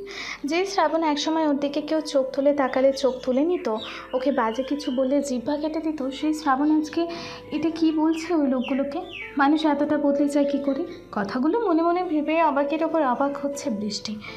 এদিকে শ্রাবণের কথা শুনে ওই লোকগুলো তো দারুণ খুশি, কারণ তারা শ্রাবণকে প্রথম দিকেই খুব ভয় পেয়েছিল। তারা শ্রাবণকে একবার দেখেই চিনতে পেরেছিল। লোকগুলো জানে শ্রাবণ চাইলে ওদের সেখানে খুন করে দিতে পারে, কিন্তু শ্রাবণ যখন ওদের হয়ে কথা বলল তখন ওদের খুশি যেন আর ধরে না। শ্রাবণ কথাটা বলেই একটা রহস্যময় হাসি দিয়ে গাড়ির কাঁচটা তুলে দিল। গাড়ির কাঁচ তোলার আগে বৃষ্টি দেখল গাড়িতে শ্রাবণের পাশে একটি মেয়ে বসে আছে, বেশ সুন্দরী ও মডার্ন। শ্রাবণ যখন গাড়ির গ্লাস তুলে দিচ্ছিল তখন মেয়েটি শ্রাবণকে বলল, ও শ্রাবণ বেবি, তুমি কি ওই বেহেনজিকে চেনো নাকি? মেয়েটির কথায় শ্রাবণ এক নজর বৃষ্টির দিকে তাকিয়ে বলল, না সুইটহার্ট, আমি আমার রাস্তার মেয়েদের চিনি না। কথাটা বলেই সেখান থেকে গাড়ি নিয়ে চলে গেল শ্রাবণ। আর বৃষ্টি সেখানে স্তব্ধ হয়ে দাঁড়িয়ে গাড়ি চড়ে যাওয়ার দিকে তাকিয়ে রইল। এদিকে ওই লোকগুলো এগিয়ে আসছে বৃষ্টির কাছে, সেদিকে বৃষ্টির কোনো খেয়াল নেই। শ্রাবণ ওকে এমন বিপদের মাঝে একা ফেলে এভাবে চলে যেতে পারে সেটা ভাবতেই চোখ থেকে দুফোঁটা জল গড়িয়ে পড়ল বৃষ্টির। এদিকে ওই নেশাখোর লোকগুলো বৃষ্টির কাছে এসে দাঁড়িয়ে পৈশাচিক হাসি দিয়ে বলল, কি গো রাতপুরি, এখন তোমাকে বাঁচাবে কে? তার চাইতে তুমি নিজেই ধরা দাও আমাদের কাছে, এতে তোমারই ভালো হবে, সাথে মজাও পাবে। লোকগুলোর কথায় ধ্যান ভাঙল বৃষ্টির। সাথে সাথে বৃষ্টি কয়েকবার পিছিয়ে গেল। বৃষ্টি বুঝতে পারলো ভুলটা ওর নিজেরই হয়েছে, তাই এদের হাত থেকে বাঁচতে হলে নিজেকেই কিছু করতে হবে। বৃষ্টি আর কোনো চিন্তা না করে পেছন দিকে দৌড়াতে লাগলো। বৃষ্টির পিছু পিছু ওই লোকগুলোও ছুটে চলেছে। আশেপাশে সব লোকই তাকিয়ে দেখছে, কিন্তু একজনও এগিয়ে আসছে না বৃষ্টিকে বাঁচাতে। অথচ কাল সকালে যখন নিউজ বের হবে একটা থুটুনি মেয়েকে গণধর্ষণ, এরপর হত্যা, তখন এই মানুষগুলোই আফসোসের শেষ থাকবে না। হায় রে মানুষ! দৌড়াতে দৌড়াতে হঠাৎ কারো বুকের সাথে ধাক্কা খেল বৃষ্টি। বৃষ্টি ভয় ভয়ে উপরে তাকিয়ে দেখলো সেটা আর কেউ নয়, নীল। নীলকে দেখে যেন দেহে প্রাণ ফিরে পেল বৃষ্টি। বৃষ্টি দ্রুত গিয়ে নীলের পেছনে দাঁড়িয়ে নীলের শার্টটা খামচে ধরল ভয়। লোকগুলো নীলের সামনে এসে দাঁড়িয়ে বলল, ওই কে রে তুই? আশেপাশে এত লোক দাঁড়িয়ে আছে, কেউ এলো না, আর তুই কি না এখানে হিরো সাজতে এসেছিস? লোকগুলোর কথা শুনে নীল মুচকি হেসে বলল, না ভাই, আমি তো আর ফিল্মের হিরোর মতো ফাইট করতে পারবো না আপনাদের সাথে, তাই হিরো হওয়ার কোনো ইচ্ছে নেই আমার। আমি শুধু আপনাদের সাথে একটু কথা বলতে চাই। আমি আপনাদের কথা দিচ্ছি, আমি সরে যাব, শুধু আমার সাথে 1 মিনিট কথা বলতে দেন প্লিজ। তারপর আপনারা যা বলবেন আমি তাই করব। একটা মেয়ের জন্য মরে যাওয়ার কোনো শখ নেই আমার। নীলের কথা শুনে বৃষ্টি অবাক চোখে তাকিয়ে আছে নীলের দিকে। কি বলবে বুঝতে পারছে না ও, তাই চুপচাপ দাঁড়িয়ে দেখছে কি হয়। নীলের কথায় রাজি হয়ে ওই লোকগুলো ওর কথা শুনতে চাইল। নীল বৃষ্টিকে দাঁড় করিয়ে রেখে লোকগুলোকে নিয়ে একটু দূরে এসে কি যেন কথা বলল কিছুক্ষণ। তারপর বৃষ্টির কাছে ফিরে এসে নীল বলল, চলো নীলা, বাসায় চলো, আর কোনো ভয় নেই, ওরা চলে গেছে। নীলের কথা শুনে লোকগুলোর দিকে তাকিয়ে বৃষ্টি দেখলো সত্যিই চলে যাচ্ছে লোকগুলো। বৃষ্টি আর কিছু না বলে বাসায় চলে এলো নীলের সাথে। বাসায় পৌঁছে বৃষ্টি নীলকে ডেকে বলল, আচ্ছা নীল ভাইয়া, আপনি এমন কি বললেন ওই লোকগুলোকে যে তারা সবাই পালিয়ে গেল? বৃষ্টির কথা শুনে বৃষ্টির দিকে ঘুরে মুচকি হেসে নীল বলল, আমাকে দেখে কি তোমার পাগল মনে হয় নীলা? আমার একার কোনো ক্ষমতা ছিল না ওদের কিছু বলে ভয় দেখিয়ে ভাগিয়ে দেওয়ার। আমি তো ওদের কিছুই দিয়েছি বলে ওরা চলে গেছে। কিছু দিয়েছেন মানে? কি দিয়েছেন আপনি ওদের? বেশি কিছু না নীলা, 10,000 টাকা দিয়ে বলেছি তোমায় মুক্তি দিতে, আর ওই টাকা দিয়ে অন্য জায়গায় গিয়ে নেশা করতে। ওরা তো নেশাখোর, তাই 10,000 টাকা ওদের কাছে অনেক। নীলের কথা শুনে প্রথমে অবাক হলেও খুব রাগ হলো বৃষ্টির। বৃষ্টি নীলকে আর কিছু বলতে না দিয়ে নিজের রুমে গিয়ে ঠাস করে দরজাটা লাগিয়ে দিল। বৃষ্টির এমন কাণ্ডে ঠোঁট উল্টে মাথা চুলকাতে চুলকাতে চলে গেল নীল। আর বৃষ্টির রুমে গিয়ে একা একাই বলতে লাগলো, কি ভাবলাম আর কি হলো? ইস, উনি 10,000 টাকার বদলে বাঁচিয়ে আনেছে আমায়। কেন রে, তুই কি ছেলে মানুষ না যে ওদের দেখে ভয় পেলি? আবার শ্রাবণ হলে ওদের ফিল্মে হিরোদের মতো ঢিসুম ঢিসুম করে মেরে বাঁচিয়ে আনতো আমায়। শালা ভিতর ডিম একটা, আবার বাহাদুরি করে বলছে আমি তোমায় 10,000 টাকার বিনিময়ে বাঁচিয়েছি। কচু করেছো তুমি, হ্যাঁ? কথাগুলো বলেই নিজের মুখটা চেপে ধরল বৃষ্টি। তারপর আবারও বলল, আমি কেন বারবার ওই শয়তান শ্রাবণের নাম নিচ্ছি? ও হিরো নয়, ও একটা ভিলেন। তা না হলে কি করে পারলো আমায় এমন একটা বিপদের মাঝে রেখে ওভাবে চলে যেতে?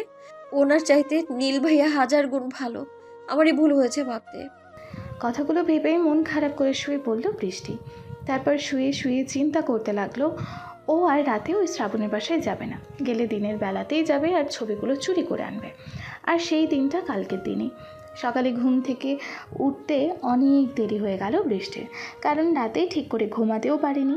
ভোরের দিকেই চোখটা লেগে এলে ঘুমিয়ে পড়ে বৃষ্টি, যার ফলস্বরূপ এখন ঘুম থেকে উঠলে বেলা 9:30 বেজে গেছে। বৃষ্টি ঘুম থেকে উঠে ঘড়ি দেখে তাড়াতাড়ি ওয়াশরুমে গিয়ে ফ্রেশ হয়ে নিল। তারপর রুম থেকে বেরিয়ে দেখলো নীল সোফায় বসে টিভিতে নিউজ দেখছে মনোযোগ দিয়ে। বৃষ্টিকে দেখে নীল সোফা ছেড়ে উঠে এসে টিভি বন্ধ করে বৃষ্টির দিকে তাকিয়ে বলল, ঘুম কেমন হলো নীলা? তোমার চোখ এমন ফোলা ফোলা লাগছে কেন? কিছু না ভাইয়া, আসলে রাতে ঘুমোতে একটু লেট হয়েছিল তো তাই। আচ্ছা আপনি বসুন, আমি আপনার জন্য নুডলস রান্না করে আছি। ঘুম থেকে উঠতে খুব দেরি হয়ে গেল আজ আমার। তোকে কোথাও যেতে হবে না নীলামা, আমি ওকে নুডলস রেঁধে দিয়েছিলাম ওর খাওয়ার জন্য। তুই এখানে এসে নাস্তা করায়। কিচেন থেকে বের হয়ে বলল নীলের মা। নীলের মায়ের কথা শুনে বৃষ্টি আর কিছু না বলে নাস্তা করতে চলে গেল। ওর এখন অন্য চিন্তা থাকলে চলবে না, ওকে এখন শুধু ভাবতে হবে কি করে শ্রাবণের বাসা থেকে ওই ছবিগুলো আনতে পারবে ও। সকালের নাস্তা শেষ করে ছাদে গিয়ে প্ল্যান করতে লাগলো বৃষ্টি, কখন কি করে শ্রাবণের বাসায় যাবে এটা নিয়ে। সব কিছু প্ল্যানিং করা শেষ হলেই বেলা 11:45 শ্রাবণের বাসার উদ্দেশ্যে বেরিয়ে পড়ল বৃষ্টি। আর নীলের মাকে বলল ও এক বান্ধবীর বাসায় যাবে, আসতে দেরি হতে পারে। রিকশায় করে শ্রাবণের বাসার সামনে এসে নামলো বৃষ্টি।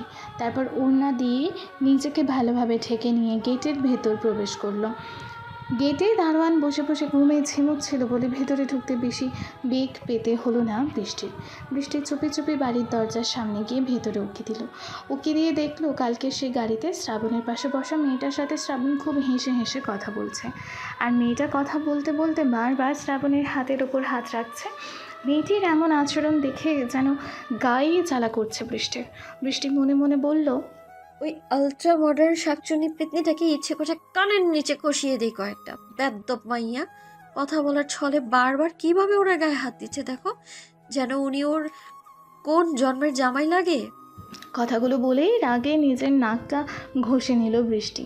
তারপর আবারও নিজেই নিজেকে বলল, বৃষ্টি, তুই এসব কি বলছিস বলতো? তুই কেন ওই মেয়েকে দেখে এমন রেগে যাচ্ছিস? ও যা খুশি করুক শ্রাবণের সাথে, তাতে তোর কি? তুই কি ওনাকে ভালোবাসিস? না না, ইম্পসিবল, একেবারে ইম্পসিবল। আমি ঘৃণা করি ওনাকে। তাই ওই মেয়েটা ওনার হাত ধরুক বা গলায় ঝুলে পড়ুক, তাতে আমার কিচ্ছু যায় আসে না। আমি বরং এখন চিন্তা করি কি করে ওনার রুমে ঢুকতে পারবো। কথাগুলো ভেবে বৃষ্টি আশেপাশে খোঁজা শুরু করলো বাসায় ঢোকার আর কোনো রাস্তা আছে কি না।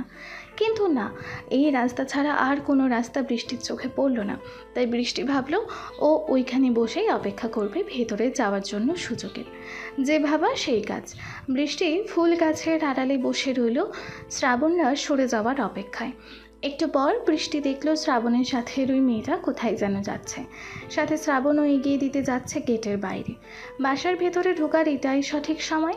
বৃষ্টি আশেপাশে চোখ বুলিয়ে আর দেরি না করে বাসার ভিতরে ঢুকে পড়ল। তারপর পা টিপে টিপে সোজা চলে গেল শ্রাবণের রুমে। কিন্তু রুমে পৌঁছালেও কিছু খুঁজবে কি তার আগেই ভয়ে যেন বৃষ্টির গলা শুকিয়ে কাঠ হয়ে যাচ্ছে। বৃষ্টির এখন মনে হচ্ছে ও যেন ইচ্ছা করে ক্ষুধার্ত বাঘের গুহায় ঢুকে পড়েছে মরার জন্য। ভয়ে বৃষ্টি ছবিগুলো খোঁজার কথাই ভুলে গেছে। এমন সময় বৃষ্টি দেখে যে শ্রাবণ ফোনে কথা বলতে বলতে রুমের দিকেই আসছে। এটা দেখে বৃষ্টির এবার হার্ট অ্যাটাক করার মতো অবস্থা। বৃষ্টি এখন কী করবে ভেবে না পেয়ে দৌড়ে ব্যালকনিতে গিয়ে লুকায়। বৃষ্টির ব্যালকনিতে গেলে শ্রাবণ রুমের ভেতরে এসে দরজা লাগিয়ে ফোনের ওই পাশের লোককে বলে, আচ্ছা, আমি এখন ফোন রাখছি। তুমি আরও লোক লাগিয়ে দিয়ে যত তাড়াতাড়ি সম্ভব কাজটা করো। বাই। কথাগুলো বলেই ফোনটা কেটে দিয়ে বিছানার ওপর ফোনটা রেখে দিল শ্রাবণ। এদিকে ভয়ে বৃষ্টি শেষ। গলা শুকিয়ে যেন মরুভূমি হয়ে গেছে বৃষ্টির। এখন পানি না খেলে হয়তো মরেই যাবে ও। বৃষ্টি আশেপাশে পানি খুঁজতে শুরু করলো। আর তখনই ওর চোখ পড়লো ব্যালকনিতে ছোট্ট একটা টি টেবিলের ওপর রাখা একটা বোতলের দিকে। বৃষ্টি বোতলের জিনিসটাকে ভয়ে ও পিপাসায় পানি ভেবে ঢক ঢক করে পুরোটা সাবার করে দিল। এদিকে শ্রাবণ নিজের গায়ের টি শার্টটা খুলেই গোসলের জন্য রেডি হচ্ছে। যখনই শ্রাবণ ওয়াশরুমে ঢোকার জন্য পা বাড়ালো তখনই ব্যালকনি থেকে কিছু পড়ে ভেঙে যাওয়ার শব্দ পেল শ্রাবণ। শব্দ পেয়ে শ্রাবণ আর ওয়াশরুম না গিয়ে ভ্রু কুচকে ব্যালকনির দিকে এগিয়ে গেল। ব্যালকনিতে গিয়ে শ্রাবণ যা দেখলো তাতে শ্রাবণের চোখ প্রায় বেরিয়ে আসার উপক্রম হলো। শ্রাবণ দেখলো বৃষ্টি ওর ব্যালকনিতে রেখে যাওয়া মদের বোতলের সবটুকু মদ খেয়ে ফেলেছে। এখন আর মদ বের হচ্ছে না বলে রাগের বশে বোতলটা আছাড় মেরে ভেঙে কোমরে হাত দিয়ে রাগে লুকে দাঁড়িয়ে আছে। বৃষ্টিকে এই অবস্থায় দেখে শ্রাবণ অবাক চোখে তাকিয়ে ভ্রু কুচকে বলল, বৃষ্টি, তুমি এখানে কি করছো? এখানে কখন এলে তুমি? আর কি করেছো এসব? তুমি কি এটা খেয়েছো নাকি? শ্রাবণের কথা শুনেই চোখ ছোট ছোট করে মাথাটা একদিকে হেলিয়ে শ্রাবণের দিকে তাকালো বৃষ্টি। তারপর শ্রাবণের কাছে এগিয়ে আসার জন্য পা তুলতেই শ্রাবণ বৃষ্টিকে থামিয়ে দিয়ে বলল, এই দাঁড়াও দাঁড়াও, ওখানেই দাঁড়াও, আমি তোমাকে নিয়ে আসছি। ওখান থেকে এক পায়ে গিয়ে আসলে পায়ে কাছের টুকরো ঢুকে যাবে। শ্রাবণের কথা শুনে বৃষ্টি কিছু না বলে মুখটা ছোট বাচ্চাদের মতো করে ঠোঁট উল্টে দাঁড়িয়ে রইল। বৃষ্টিকে দেখতে এখন একদম নাদুস নদুস বাচ্চার মতো লাগছে। শ্রাবণ কাঁচের টুকরোগুলোকে পাশ কাটিয়ে বৃষ্টির কাছে গিয়ে বৃষ্টির দিকে পা থেকে মাথা পর্যন্ত একবার চোখ বুলিয়ে নিয়ে কিছু না বলে বৃষ্টিকে কোলে তুলে নিল। তারপর আবারও কাঁচের টুকরোগুলোকে পাশ কাটিয়ে বৃষ্টিকে নিয়ে রুমের দিকে হাঁটা দিল। আর তখনই বৃষ্টি শ্রাবণের উন্মুক্ত ফর্সা বাহুতে সজোরে কামড় বসিয়ে দিল। আচমকা এমন কামড় খাওয়াই বৃষ্টিকে কোল থেকে নামিয়ে দিল শ্রাবণ। তারপর ধমক দিয়ে বলল, এই মেয়ে, এই রাক্ষস হয়েছো নাকি? হ্যাঁ, এইভাবে আমায় কামড় দিলে আরেকটা হলে তো রক্তই বের হয়ে যেত। শ্রাবণের কথা শুনে বৃষ্টি কিছু না বলে আশেপাশে কি যেন খোঁজাখুঁজি করতে লাগলো। শ্রাবণ বৃষ্টির হাত ধরে নিচের দিকে ঘুরিয়ে আবারও ধমক দিয়ে বলল, এই মেয়ে, আমি কিছু বলছি শুনতে পাও না তুমি? আর এদিক ওদিক কি করছো তুমি? শ্রাবণের কথা শুনে বৃষ্টি ঠোঁট উল্টে বলল, মশলা ছাড়া খেতে মজা লাগলো না, তাই মশলা খুঁজছি। মুরগিটাকে রোস্ট করে খাবো বলে। ইয়াম্মি হবে গুলুমুলু মুরগিটা। কথাটা বলেই বৃষ্টির জিহ্বা বের করে এমন ভাব করলো যেন খুব টেস্টি কিছু খাওয়ার প্ল্যান করছে। বৃষ্টির এমন কাণ্ড দেখে আর কথা শুনে শ্রাবণ রাগিয়ে গলায় জিজ্ঞেস করলো, এইখানে তুমি মুরগি কই পেলে বৃষ্টি যে রোস্ট করে খাবে? আর বাচ্চাদের মতো এমন কেন করছো মুখটা? এই তো আমার সামনে দাঁড়িয়ে আছে আমার সেই গুলুমুলু সাদা মুরগিটা, তাকে আমি মশলা দিয়ে ভালো করে কষিয়ে রোস্ট করে খাবো। কথাগুলো শ্রাবণের বুকের দিকে ইশারা করে বলল বৃষ্টি। বৃষ্টির এমন কথা শুনে শ্রাবণ বড় বড় চোখ করে বলল, হোয়াট ননসেন্স! আমাকে তোমার সাদা মুরগি মনে হচ্ছে? মজা করার জিনিস পেলে না, মারবো কুশি এক ছড়। শ্রাবণের কথা শুনে হা হা করে হেসে দিল বৃষ্টি। তারপর বলল, আমার মুরগিটা দেখে আবার রাগ করে কথাও বলে। আসো মুরগি আসো, তোমায় অনেক আদর করে চিবিয়ে চিবিয়ে খাবো। ইয়াম্মি লাগবে। কথাগুলো বলতে বলতে শ্রাবণের কাছে এগিয়ে গেল বৃষ্টি। তারপর শ্রাবণ কিছু বুঝে ওঠার আগে শ্রাবণের বুকে আর একটা কামড় বসিয়ে দিল। এবারের কামড়টা আরও জোরে ছিল, যার ফলে শ্রাবণ একটু শব্দ করে উঠল। বৃষ্টি শ্রাবণকে ছেড়ে দিয়ে বলল, ইস, রোস্টটাকে ভালো মতো সিদ্ধ করতে হবে, খুব শক্ত। এই মুরগি তুমি আমার সাথে চলো তো, আমি তোমার ভালো করে কেটে রেঁধে সিদ্ধ করে খাবো। বৃষ্টির কথা শুনে এবার রাগ উঠে গেল শ্রাবণের। শ্রাবণ ঠাস করে বৃষ্টির গালে একটা চর বসিয়ে দিল। তারপর নিজের গায়ে একটা টি শার্ট পরে নিল। শ্রাবণের হাতে চর খেয়ে বৃষ্টি ঠোঁট উল্টে কাঁদো কাঁদো গলায় গান ধরল, ও মুরগি তুই অপরাধী রে, আমার যত্নে মাখা মশলাপাতি তাড়াতাড়ি আইনা দে, তোরে অনেক আদরের রোস্ট বানাইয়া খামো আমি রে। আমার মুরগিটারে জামা পরানোর তোকে অধিকার দিল কে? বৃষ্টির মুখে এমন গান শুনে শ্রাবণ রীতিমতো 440 ভোল্টেজ ঝটকা খেল। শ্রাবণ বেশ ভালো করেই বুঝতে পারছে যে বৃষ্টির ভালো মতো নেশা হয়েছে, যার কারণে ও এমন আবোল তাবোল বকাবকি করছে। তাই শ্রাবণ শান্ত গলায় বৃষ্টির কাছে এগিয়ে এসে বলল, বৃষ্টি শোনো, তুই না ভালো মেয়ে, এভাবে কাঁদতে হয় না। আর ওটা মুরগি ছিল না তো, তুমি ভুল দেখেছো শোনা। না না না, আমি ভুল দেখিনি, তুমি পচা। তুমি আমার মুরগিটাকে জামা পরিয়ে দিয়েছো। আমি দেখেছি আমার মুরগিটা কি সাদা আর সুন্দর ছিল, আর আমি মুরগির রোস্ট খাবো। বৃষ্টির চিৎকার শুনে কানে হাত দিল শ্রাবণ। শ্রাবণ ভালো করেই বুঝতে পারছে এখন রাগ দেখে কোনো লাভ হবে না, কারণ বৃষ্টি এখন নিজের মাঝে নেই। শ্রাবণ বৃষ্টিকে বুকে জড়িয়ে ধরে বলল, বৃষ্টি শোনো প্লিজ, তুমি কেঁদো না, আমি তো আরেকটা মুরগি এনে দেবো, অনেক সুন্দর দেখে। 11টা শান্ত হও আর ওখানে চুপ করে বসো। সত্যি এনে দিবা? এনে দেবো শোনা, প্রমিস। শ্রাবণের কথাটা শুনতেই বৃষ্টি শ্রাবণের থেকে নিজেকে ছাড়িয়ে নিয়ে গলার ওড়নাটা ছুঁড়ে ফেলে দিয়ে নাচানাচি শুরু করলো। একবার লাফিয়ে খাটে উঠেছে, তো একবার সোফায়, আবার দৌড়ে এসে শ্রাবণকে জড়িয়ে ধরছে। শ্রাবণের নাক কান ধরে বারবার টানছে। বেচারা শ্রাবণ এমন পরিস্থিতিতে পড়ে কী করবে বুঝতে না পেরে গালে হাত দিয়ে সোফায় গিয়ে বসে পড়ল। আর বৃষ্টি পাগলের মতো সারা রুমে দৌড়াদৌড়ি করে নাচতে লাগলো। তারপর কিছুক্ষণ এমন নাচানাচি করে দৌড়ে এসে শ্রাবণের কোলে গুটি সুটি হয়ে বসে বলল, এই মুরগি জানো, এ বাসায় একটা বড় রাক্ষস আছে। ওই রাক্ষসটা না অনেক রাগী, আর চোখ থেকে আগুন বের হয় তার, আর রাক্ষসটা খুব পচা। বৃষ্টি এত কাছে আসে শ্রাবণের যেন অনেক ভালো লাগা কাজ করতে লাগলো। শ্রাবণ বৃষ্টির কপালের সামনে আসা চুলগুলো হাত দিয়ে কানের পিঠে গুজে দিয়ে বলল, তাই তো রাক্ষসটা কে, আর সে পচা কেন শুনি? ওই রাক্ষসটার না একটা নাম আছে জানো, বেটা জম্মের খাটাস রাক্ষস একটা, ওর নাম শ্রাবণ চৌধুরী। আমার তো মনে হয় ওর আসল নাম রাবণ চৌধুরী ছিল। বৃষ্টির কথা শুনে শ্রাবণ রাগে লাল হয়ে গেল। তারপর রাগিয়ে চোখে বৃষ্টির দিকে তাকিয়ে বলল, এই মেয়ে, তোমার সাহস তো কম না, তুমি শ্রাবণ চৌধুরী কোলে বসে থেকে শ্রাবণ চৌধুরীর নামে বদনাম করছো। শ্রাবণের রাগের চেহারা দেখে বৃষ্টি শ্রাবণের দিকে কিছুক্ষণ তাকিয়ে থেকে শ্রাবণের নাকে একটা কামড় বসিয়ে দিল।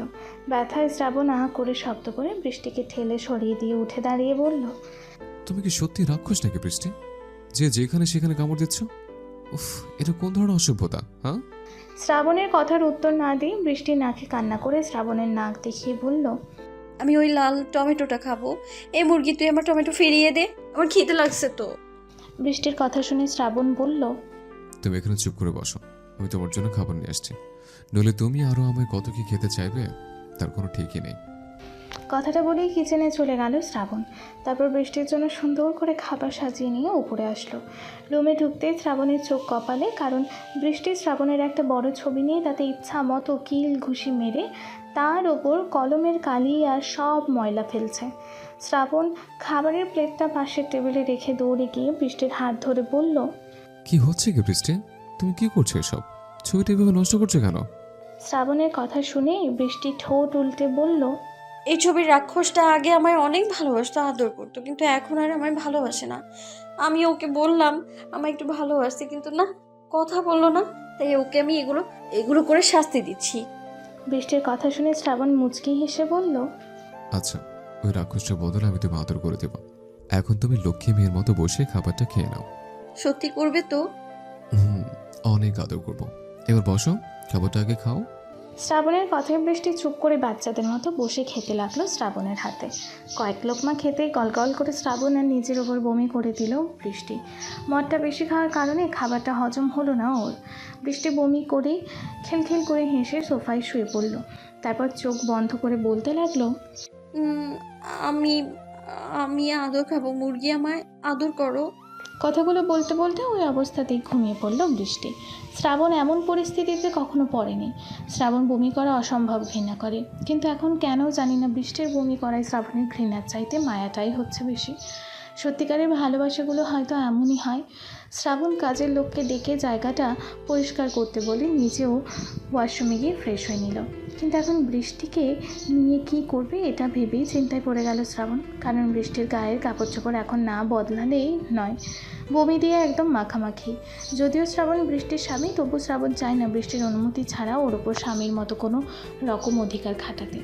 অনেক ভেবে শ্রাবণ একটা সিদ্ধান্ত নিল। বৃষ্টিকে কোলে নিয়ে ওয়াশরুমে চলে গেল শ্রাবণ। সন্ধ্যার পর ঘুম ভাঙল বৃষ্টির। বৃষ্টি বিছানা ছেড়ে উঠে বসতে বসতে দু হাতে নিজের মাথাটা চেপে ধরল। প্রচণ্ড ব্যথা করছে মাথাটা ওর। উঠে বসে আশেপাশে চোখ বোলালো বৃষ্টি। বৃষ্টি নীলদের বাসায় নিজের রুমে নিজের বিছানাতে শুয়ে আছে।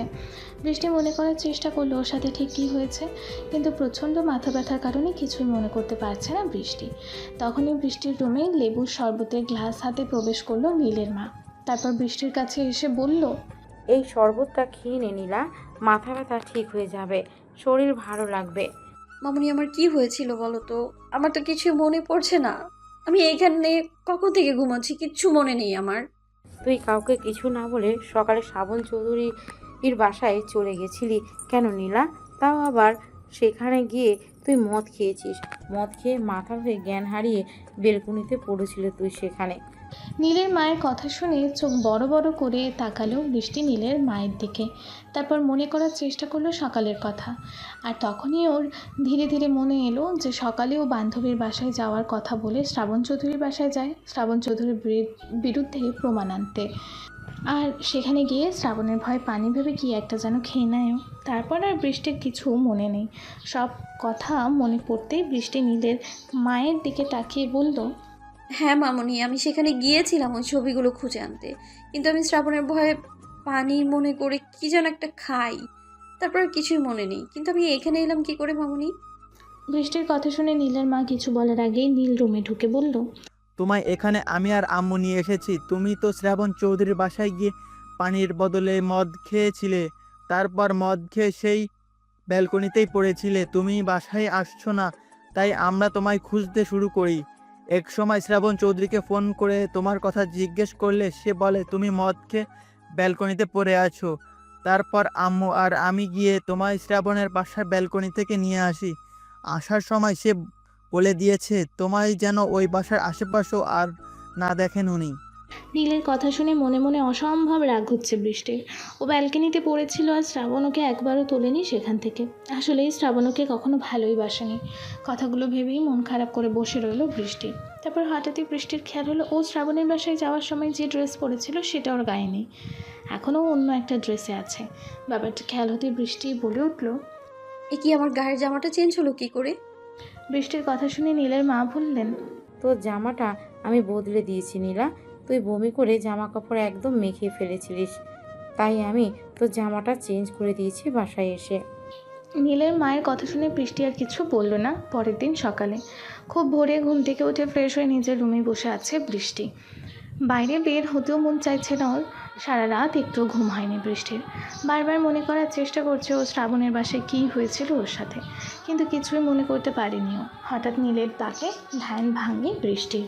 নীলা, এই নীলা, আজকে আমায় নুডলস করে খাওয়াবে না, নাকি এখনো ঘুমিয়ে আছো? এ তো নীল ভাইয়া, আমি অনেক আগেই উঠেছি। আসলে বাইরে বের হতে মন চাইছিল না, মন ভালো লাগছিল না, তাই আপনি জান আমি নুডলস বানিয়ে আনছি। না থাক নীলা, মন খারাপ থাকলে আর আমার জন্য নুডলস বানাতে হবে না তোমার। আমি বরং আম্মুকে বলছি। কথাটা বলে সেখান থেকে চলে গেল নীল। বৃষ্টিও আর ওকে ডাকলো না, কারণ বৃষ্টির মনটা কেন জানি খুব ছটফট করছে শ্রাবণের কথা ভেবে। এদিকে শ্রাবণ ব্রেকফাস্ট করে সোফায় বসে বসে ল্যাপটপে কী যেন করছে, আর তখনই শ্রাবণের কয়েকজন লোক এসে বলল, স্যার, আপনি যাদের কথা বলেছিলেন তাদের মাঝের একজনকে পেয়ে গেছি। সত্যি? কাকে পেয়েছো তোমরা? স্যার, আপনি যে 3 জনের ছবি দিয়েছিলেন তাদের মাঝের কেউ নয়, তবে তাদের চেনে এমন একজনকে পেয়েছি। লোকটার কথা শুনে শ্রাবণ উঠে দাঁড়িয়ে বলল, সৌরভ, বর্ষা, নাজমুলকে চেনে এমন কে আছে? কাকে পেয়েছো তোমরা? কার কথা বলছো? স্যার, আমরা যার কথা বলছি সে একজন পাগল, মানে সে পাগলের মতো কথা বলে। ঢাকার বাইরে এক বস্তিতে থাকে সে। সে আপনাকেও চেনে আর বৃষ্টি ম্যাডামকেও, কিন্তু কিছুই মনে করতে পারে না কিভাবে চেনে। ওনার মাথায় নাকি সমস্যা আছে। লোকগুলোর কথা শুনে রেগে গেল শ্রাবণ। তারপর রাগী গলায় বলল, একটা পাগলের কথা তোমরা আমাকে এই খবর দিতে এসছো? যে পাগল ঠিক করে কিছু মনে করতে পারে না, আবল তাবল কথা বলে, তার কথা তোমরা এখানে এসছো আমায় বলতে? এইটার নাকি তোমরা? শ্রাবণের কথা শুনে লোকগুলো মাথা নিচু করে বলল, স্যার, এই পাগলটার কথা প্রথমে আমরাও বিশ্বাস করতে চাইনি, কিন্তু পরে আশেপাশে লোকের কাছ থেকে ওনার ব্যাপারে শোনার পর আর ওনার আপনাদের কথা নিজে নিজে বলে দেওয়ার পর মনে হলো হয়তো ওনার সাথে আপনার 1 বছর আগে কোনো সম্পর্ক আছে। লোকগুলোর কথা শুনে শ্রাবণ কিছুক্ষণ চুপ থেকে কী যেন ভাবলো, তারপর বলল, আচ্ছা ঠিক আছে, চলো আমি যাবো তার কাছে। আমি দেখতে চাই কে এই পাগলটা। কথাগুলো বলেই লোকগুলোকে নিয়ে ওই বস্তির উদ্দেশ্যে বেরিয়ে পড়ল শ্রাবণ। 2 ঘন্টা পর এসে শ্রাবণের গাড়ি থামলো সেই বস্তির সামনে। গাড়ি থেকে নেমে লোকগুলোর সাথে শ্রাবণ হাঁটতে লাগলো ওই পাগল মানুষটার খোঁজে। বেশ কিছুক্ষণ বস্তির ছোট ছোট বাড়ির পরে ছোট্ট একটা কুড়ে ঘরের সামনে এসে দাঁড়ালো শ্রাবণ। লোকগুলো শ্রাবণকে ডেকে বলল, স্যার, এই সেই পাগলটার বাড়ি, মানে উনি এইখানেই থাকেন। লোকগুলোর কথা শুনে শ্রাবণ কিছু না বলে এক পা করে এগিয়ে গেল কুড়ে ঘরের ভেতর দিকে। দরজার সামনে গিয়ে শ্রাবণ কি মনে করে গলা ছাড়িয়ে দিয়ে বলল, ভেতরে কেউ আছেন? আমি কি ভেতর আসতে পারি? ভেতর থেকে আওয়াজ আসার আগেই শ্রাবণ একজন লোক বলে উঠল, স্যার, অনুমতি নেওয়ার কি আছে, আপনি ভিতরে যান না। আর এই পাগলটা হয়তো এখন ঘুমিয়ে আছে। লোকটার মুখে পাগলি নাম শুনে শ্রাবণ ভ্রুকুচকে বলল, পাগলি মানে? তোমরা তো বলছিলে পাগলের কথা। স্যার, পাগল আর পাগলি যাই বলি না কেন, আসলে তো সে একজন মেন্টাল রোগী, তাই পাগল বলছিলাম। তবে উনি একজন মহিলা। লোকটার কথা শুনে শ্রাবণ কিছু বলবে তার আগেই ঘরের ভেতর থেকে কারো গলার শব্দ ভেসে এলো, যে বারবার বলছে, পানি, কেউ একটু পানি দাও কেউ। কণ্ঠটা শোনার সাথে সাথে অন্তরাত্মা কেঁপে উঠল শ্রাবণের। শ্রাবণ দ্রুত বেগে ঘরের ভেতর ঢুকে গেল। গিয়ে দেখলো একজন মহিলা মাটিতে একটা ছালার ওপর গুটিসুটি হয়ে শুয়ে জলে থরথর করে কাঁপছে আর পানি চাইছে। শ্রাবণ মহিলাটির সামনে গিয়ে মহিলাটার মুখের উপরে চুলগুলো কাপা কাপা হাতে সরিয়ে দিয়ে চিৎকার করে উঠল। শ্রাবণের চিৎকার শুনে শ্রাবণের লোকেরাও সবাই ভিতরে চলে এলো। শ্রাবণ দ্রুত মহিলাটিকে কোলে তুলে নিয়ে লোকগুলোকে বলল, গল্পটির পরবর্তী অংশ আপলোড করা হবে আগামীকাল। আর হ্যাঁ, গল্পটি কেমন হলো তা অবশ্যই কমেন্টে জানাবেন। ভালো থাকবেন আপনারা।